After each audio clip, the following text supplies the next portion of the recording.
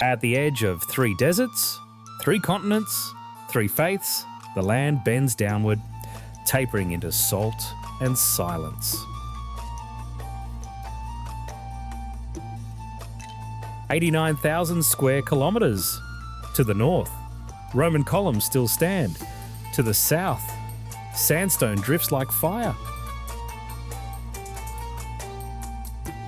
At its centre, the lowest point on Earth, 400 metres below every ocean. For 5,000 years, one road ran through. Nabateans, Romans, Crusaders, Ottomans, Lawrence all passed. None owned it. The road still runs. The salt still rises. Jordan, the lowest place on earth, and the oldest road walking on it.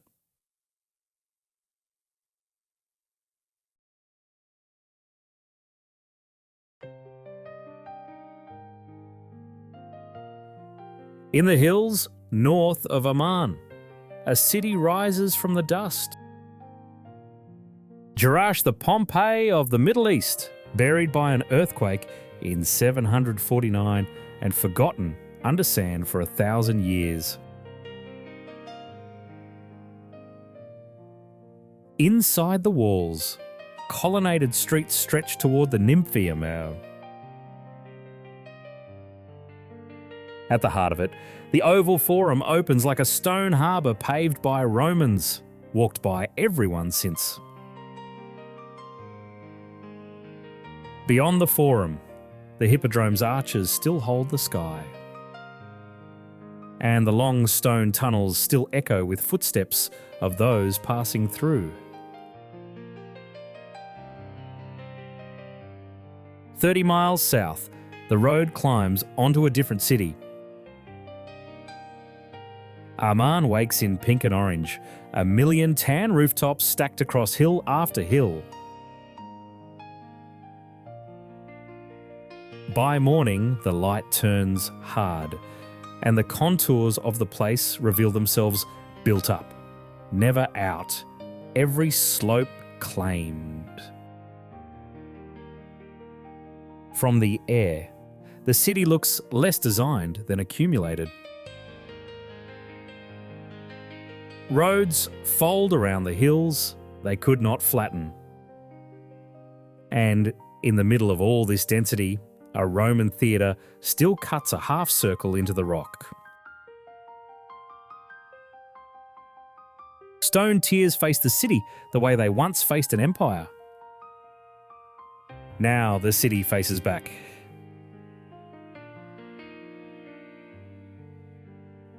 Above downtown, on the highest of these hills, the citadel keeps its watch.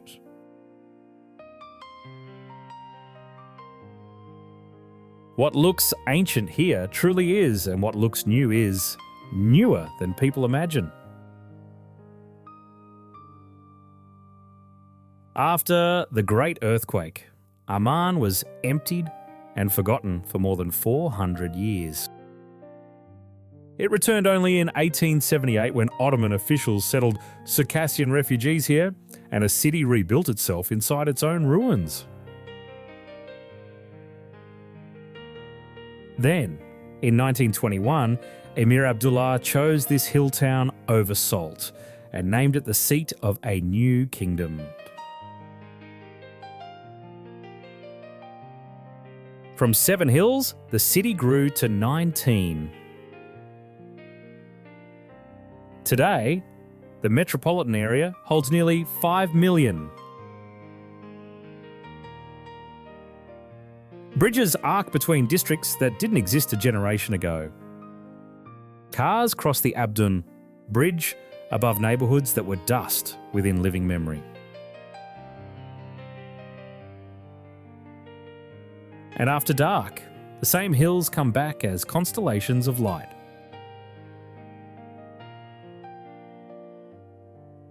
From above, the modern skyline of office towers and minarets shares the same horizon. The flag turns slowly above it all. the city built and rebuilt beneath. On the citadel, the columns of the Temple of Hercules stand against open sky. A 12-metre statue of the god once towered above the city. Only 3 stone fingers and an elbow remain. Inside, light filters down through the wooden dome of the Umayyad reception hall. Down in the streets, lanterns sway above Rainbow Street. Hummus is plated. Traffic moves past the King Abdullah Mosque, the city, for once simply living.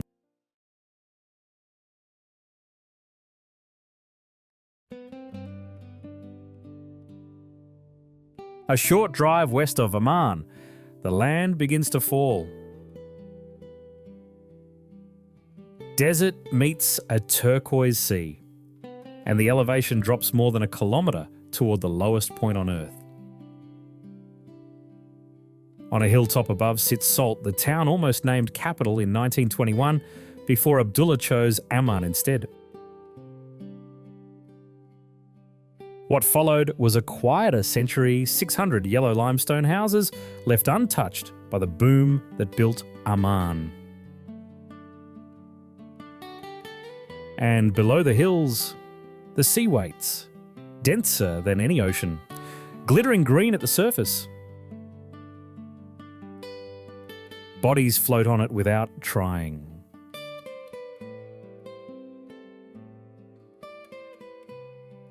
On a hilltop above the Jordan Valley, the Memorial Church of Moses stands in silence. A stone slab marks Mount Nebo, Siaha, Christian holy ground. From here, the eye reaches Jerusalem, what Moses saw, but never entered.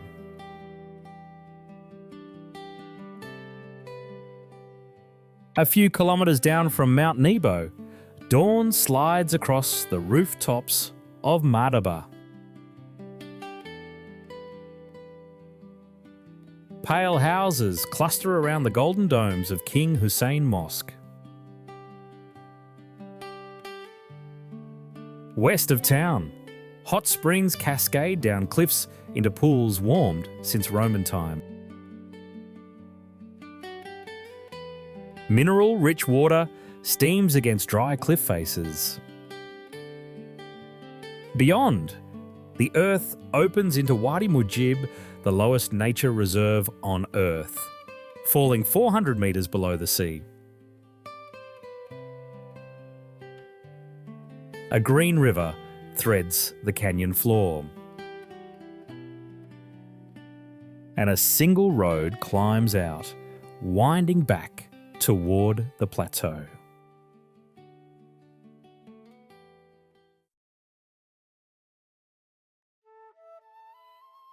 Nine kilometres north of the Dead Sea, the desert opens onto a quiet complex of beige walls and red roofs. This is Al-Maghtas, the eastern bank, where Christ is believed to have walked into the water. Bells hang on the new Greek Orthodox Church. For half a century, the site lay sealed inside a minefield, only cleared after the 1994 peace treaty and reopened in 2002. The Jordan River runs slow and turquoise here, light catching the surface between green banks. Pilgrims still wade in for ritual immersion, the same water that named a faith. And on the far bank, Israel, only a few metres across. A few kilometres downstream of where Christ was baptised, the river ends. From the air, the Jordan winds through cracked desert and empties into a body of water that is unlike any other on Earth. It widens, slows, and dies into salt, This is the Dead Sea, 430 metres below sea level, the lowest point on any landscape in the world. Yet what looks eternal is in fact vanishing. The sea has shrunk by nearly half since the 1960s and falls about a metre further every year. What remains forms strange geometries, circles of white salt floating on green water, drawn as if by hand. Up close, the water seems too bright to be water at all.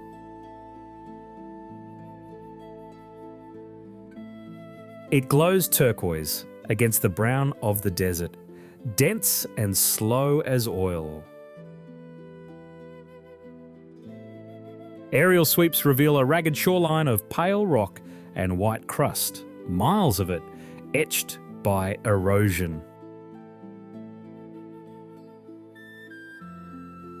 A single road clings to the cliffs above, mountain on one side, sea on the other. At the edge, the salt no longer waits, it builds. What looks like snow is in fact crystal. 34% of this water is salt, almost 10 times the saltiness of any ocean. Bathers float on the surface and read newspapers without sinking. Crusaders called it the Sea of Satan. The Hebrews, the Sea of Salt. Ancients also knew it as the Stinking Sea and the Asphalt Sea. And during the last ice age, it stood 240 metres higher, flooding the very canyons we just left. On the eastern shore, people walk into the water carefully, the surface meeting them at the chest. They lie back, arms behind their heads, weightless without effort. White salt crusts the rocks like a second shoreline. Some come for the mud black, mineral rich, smeared on faces under bright sun. Others lie still, finding a strange peace in a sea that has none of its own. A man floats with eyes closed, the sky doubled in the water. From above, the green deepens to a metallic stillness. Across the water lies Qumran, where in 1947 a Bedouin shepherd searching for a lost goat threw a stone into a cave and uncovered the Dead Sea Scrolls. 2,000 years had waited there in the dark. Back at the sea, light pours gold across the water like a mirror. A long pier stretches over, still turquoise. Resorts and palms line the shore, standing watch over a sea that may not last a generation.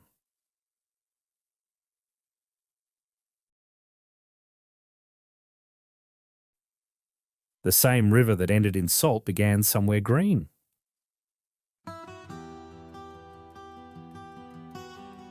Trace it upstream, the Jordan winds north out of the brine, narrow against the desert. From the air, the southern valley unfolds in pale ridges and quiet riverbeds. But further on, the brown breaks open into rolling green, fields strung along a single watercourse.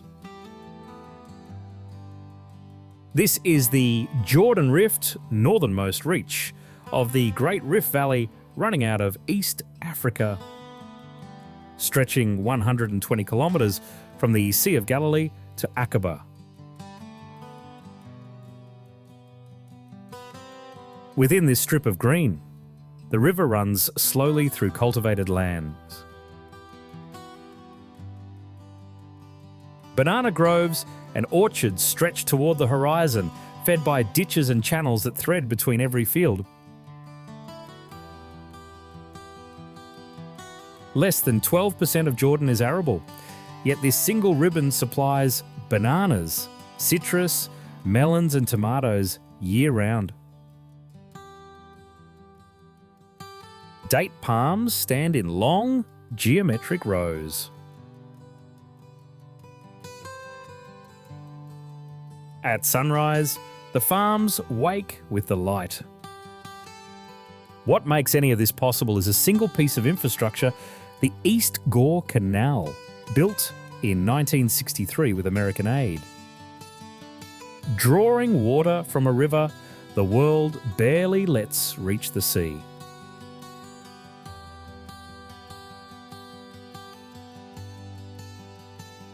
Now the orchards run for kilometres in straight lines, lush in the desert glare. Along the riverbanks, families set up tents beside their cars, vehicles parked in the grass. Children play near the water on warm afternoons. Estimated 250,000 informal workers, Egyptians, Iraqis, later Syrians, keep the harvest moving, often invisible to the country they feed. Some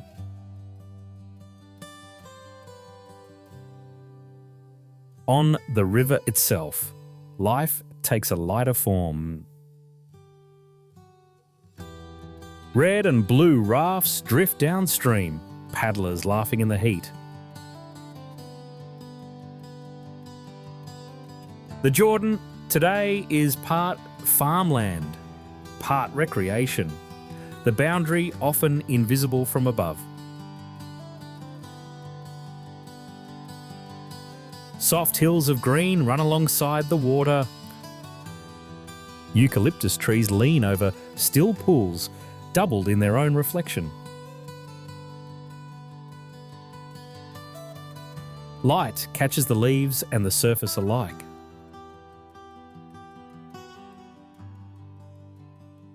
Around an isolated spring, palms shade a small swimming hole, life pulled out of the desert one well at a time.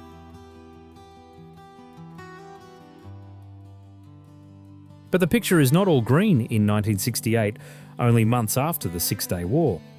The Al-Bakar refugee camp rose on what had been some of the richest farmland in the country, replacing the harvest with a city of tents. Further south still, where the valley walls steepen, a narrow trail cuts down through the rock. Wadi Guer, winding, walls rising in tall slabs of red sandstone toward the bright open sky above. Inside the canyon, an unexpected oasis, clear freshwater running between green flora pinned to dry stone. The stream slips between rounded boulders, unhurried, sun glinting on the moving surface. And further down, the water keeps moving, pulling the desert toward the next country we are about to enter.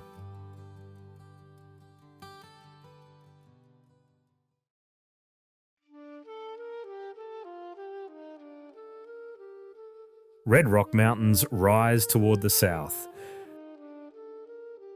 Inside their folds, the town of Wadi Musa climbs the slopes, the Valley of Moses, named for the spring he struck for water.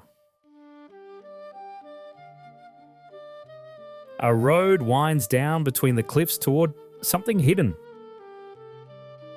2,000 years ago, Nabatean masons cut channels carrying that spring into the city beyond still visible today. Sandstone walls close in around the path, rising sheer toward a thin band of sky. The rock catches sun in red and brown streaks. This is the Sikh a cleft cut by water through the cliffs.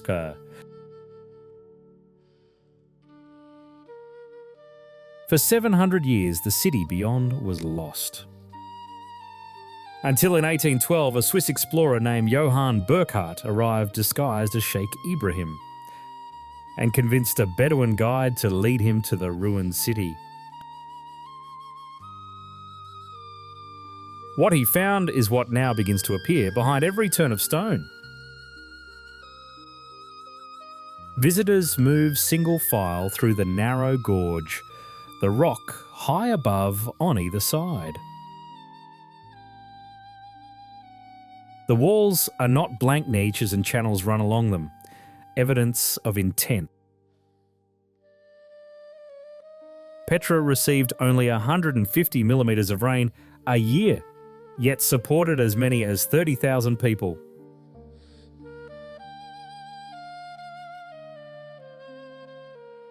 A system designed to collect every drop, terracotta pipelines from Wadi Musa, channels carved into the Sikh walls, rooftop cisterns above. 2,000 years on, the channels still trace their lines down the rock. Saddled camels move along the bright desert floor outside, slow and unhurried. Bedouin riders pass beneath the high walls. Inside the canyon, horse carts rattle along the sandy track. A single visitor walks past the carved openings cut into the cliff face. And a colourful horse buggy turns the corner, the rock above still hiding what waits ahead. And then the canyon opens and the rock has a face.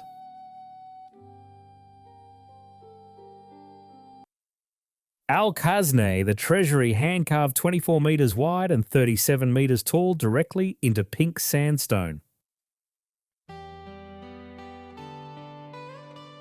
Greek columns, pediments a cornice etched into rose-red rock. Below it, camels rest in the shade as though nothing has changed in 2,000 years.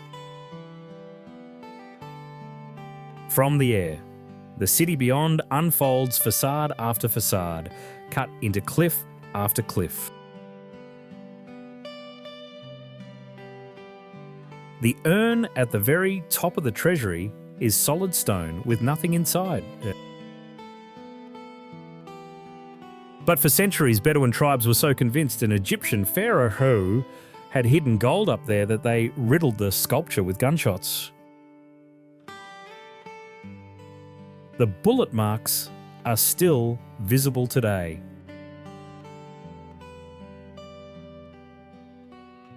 The treasure was always elsewhere.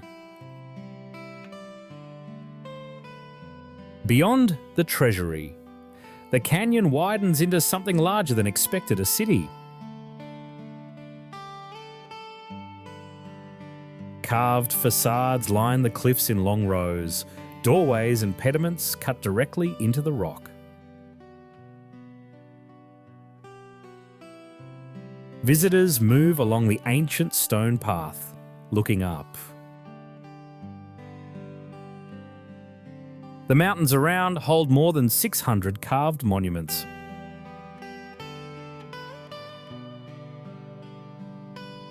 Look closely at the treasury and Greek demigods Castor and Pollux stand at its base, with Hellenistic Alexandrian architecture above. Yet Petra sits hundreds of miles from any Greek city. The Nabateans absorbed Greek culture entirely through trade. The building is believed to be the mausoleum of King Aretas IV, who reigned from 9 BC to 40 AD.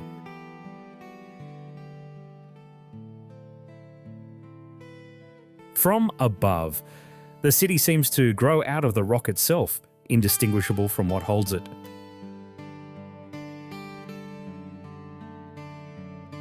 Further on, the cliff face becomes a wall of tombs. Inside the urn tomb, niches still mark where the dead were laid.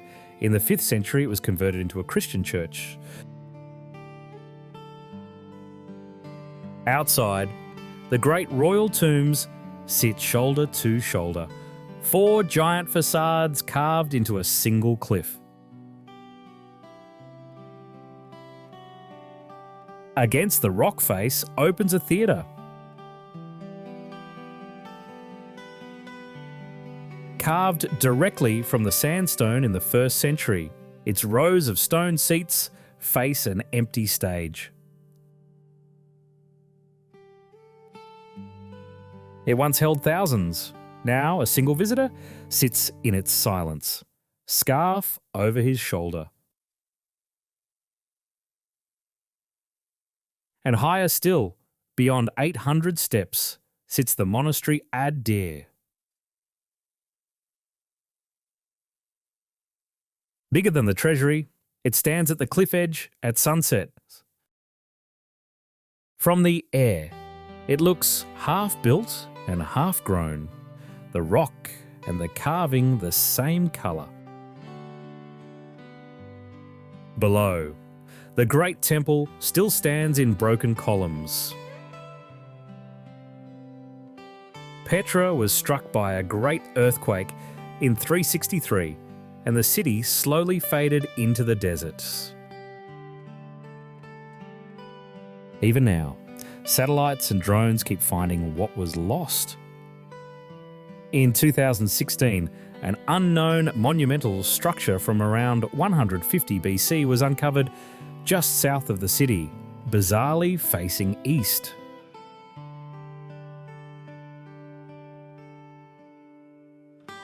The colonnade still runs through, marking what was once the city's spine. And among the tombs, life carries on quietly.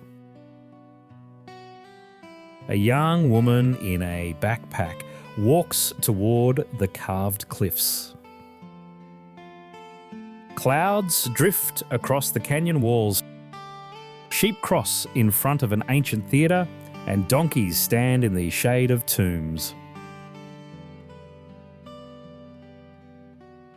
The desert keeps its share of this place.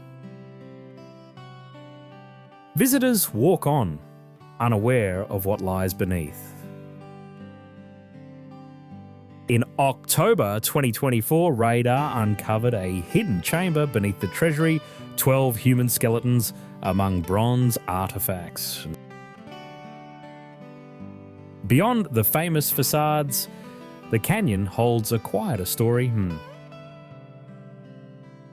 Local Bedouins still live around Petra, working among the visitors. A warrior in traditional dress keeps watch in front of the treasury Tos. Just 8 kilometres north lies Petra's hidden sister. Donkeys move past sandstone tombs in the morning light. A horse-drawn carriage rattles along a quieter canyon track. This is Sik al-Barid, the cold canyon Little Petra.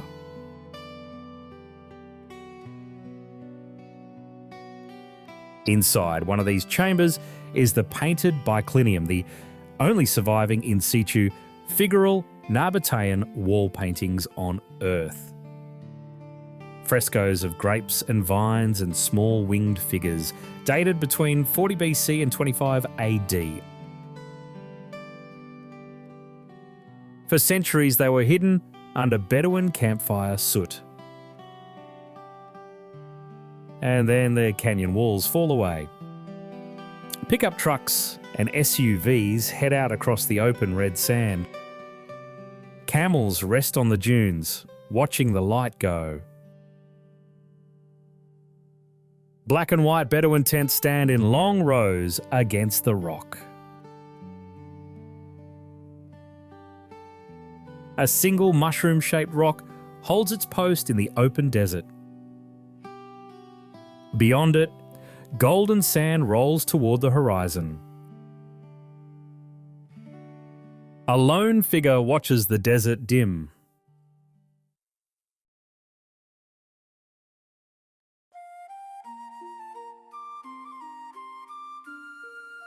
A short distance south of the Petra Mountains, the road opens into something completely different. The sky widens, the horizon rolls back, and massive granite ridges rise out of red sand, the colour of dried blood. From the air, the valley feels less like a desert and more like a small planet. 720 square kilometres of rock and sand stretch toward Saudi Arabia. Clouds slide across the cliffs as if checking the place is still there. Yet millions of years ago, all of this was underwater. Bedouin guides still find seashells in the sandstone today. It is iron oxide that gives the valley its red. Bedouins long called the towering rock above the Wadi Jabal al-Mazmar the mountain of the plague. It was renamed the Seven Pillars of Wisdom only in the 1980s, after T.E. Lawrence's memoir of the Desert War. Out on the open sand, camels move in long lines led by Bedouin drivers. Three of them walk in the early morning sun, the desert mountains soft behind them.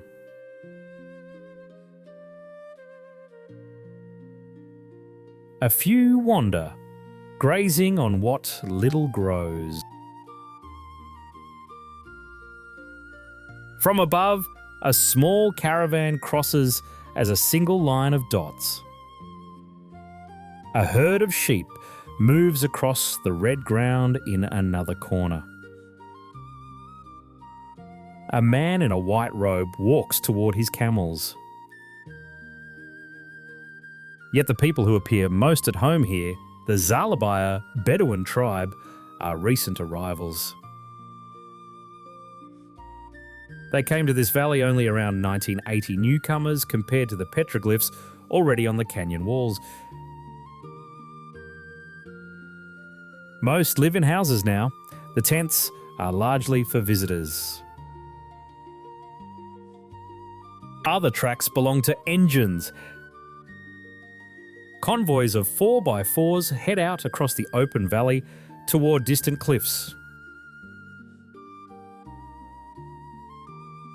A single white pickup speeds across pale sand under a hard blue sky.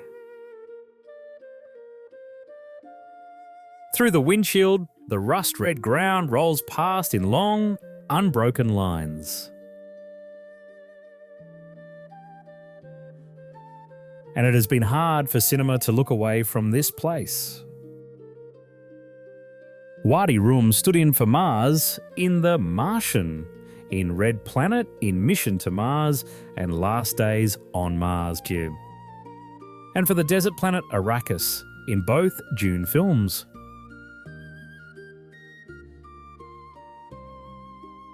What you see when you cross it on foot is not far from what those cameras saw.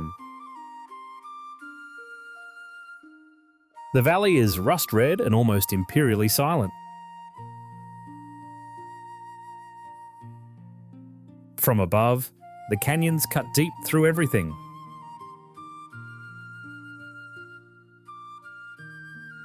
On the rock walls, older voices wait.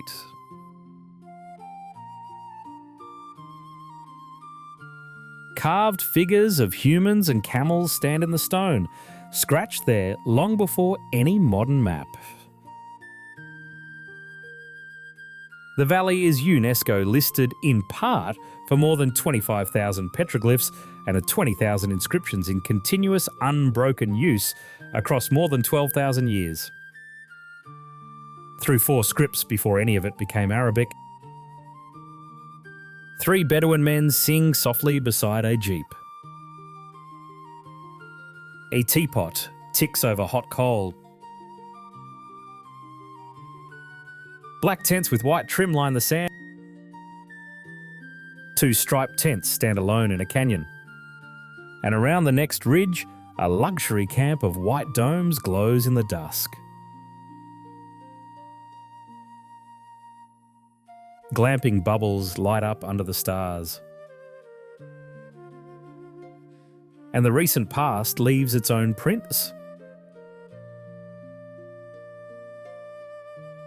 A lone visitor walks the canyon they call Lawrence of Arabia.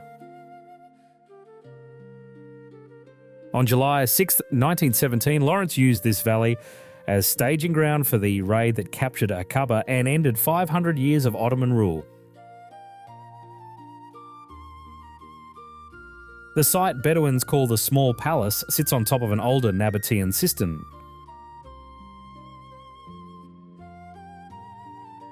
Older travellers walk slowly toward a small temple cut into the cliff. Others scramble up a steep, dry pass. From the air, at sunrise, the cliffs turn molten. The 7 pillars of wisdom catch the dawn light. The name Wadi Rum itself is said to come from Iram of the pillars. The lost city mentioned in the Quran, destroyed for its arrogance. What remains is the silence as the light goes.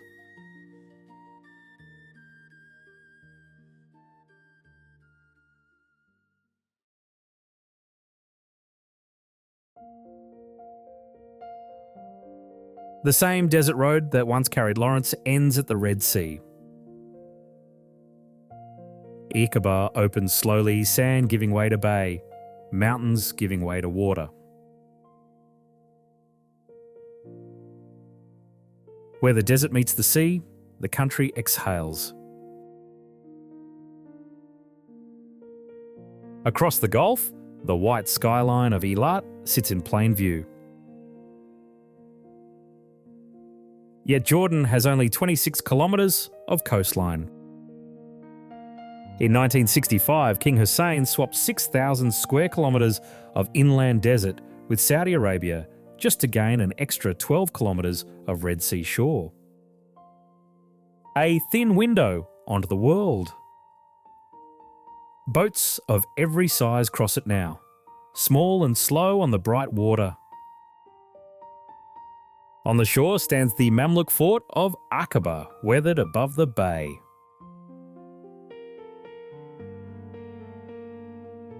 Beside it, a monument marks the centennial of the Great Arab Revolt.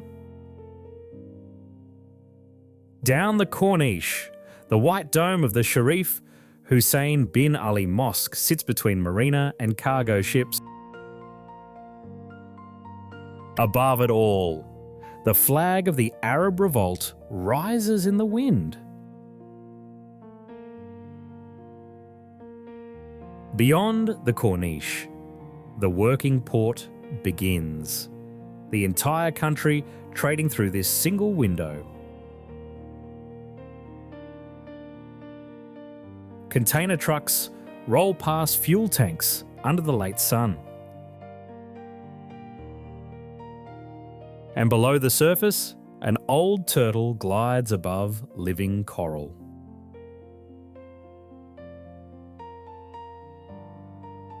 The journey across Jordan ends much the way it began, with the land speaking louder than any empire that tried to claim it. Roman colonnades buried under sand. A city of 7 hills rebuilt by refugees. A sea so heavy it carries the body.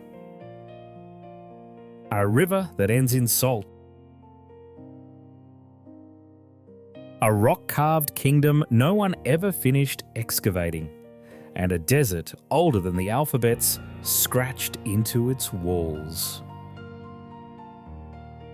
From the highest summit at 1,840 metres down to 430 below sea level. All in a single day. Civilizations rose, vanished, were rediscovered, were reburied by sand and time. Nabateans, Romans, Crusaders, Ottomans, the British each thought they had named the land. The land kept its older names. Bedouins still draw water where, by tradition, Moses struck the rock. The frescoes at Little Petra still glow under gold leaf, hidden for centuries beneath fire soot patient long after the hands that painted them. Jordan is not a country you visit. It is a country that visits you long after the screen turns dark. Thanks for watching, sir. See you soon.